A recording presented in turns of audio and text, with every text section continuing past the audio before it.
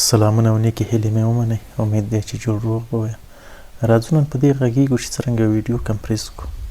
تاسو به ځینې ویډیوګانې لیدلې چې نیم ساعتي یا 1 ساعتي یا 2-3 ساعته د هغې کوالټي هم ډېره صافه وي او سایز یې هم ډېر کم وي.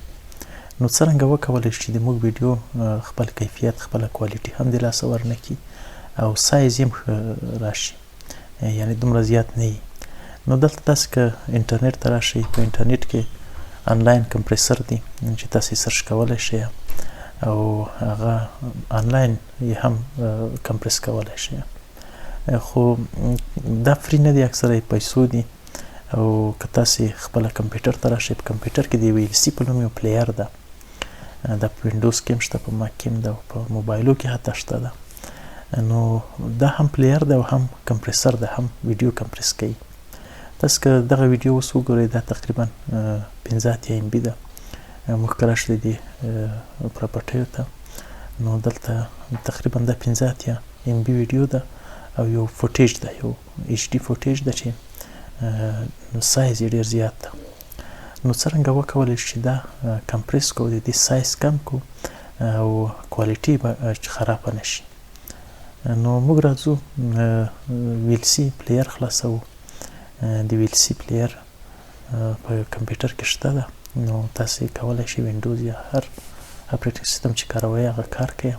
دلته میډیا ته راځو، میډیا کې په کنورټ او سیف باندې بټن باندې کلیک وهو.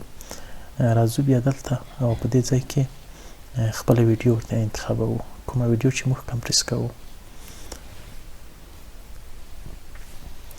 ویډیو هم چې کله کمپریس کړله، بیا کنورټ اند سیف وهو او بیا وروسته موږ پروفایل ته راځو.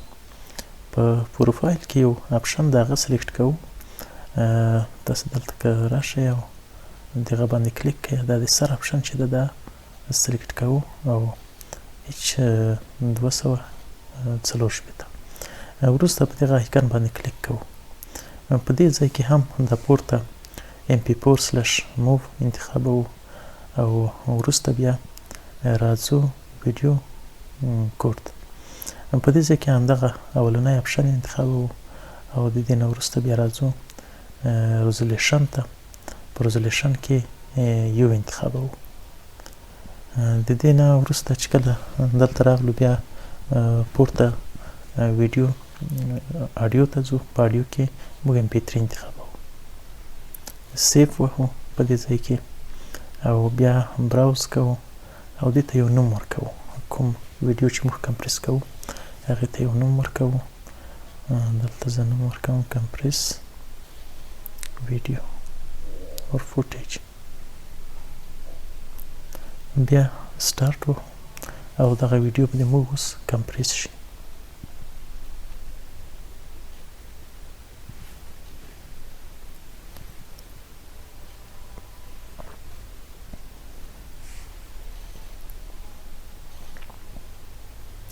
ویډیو کمپریس شوله.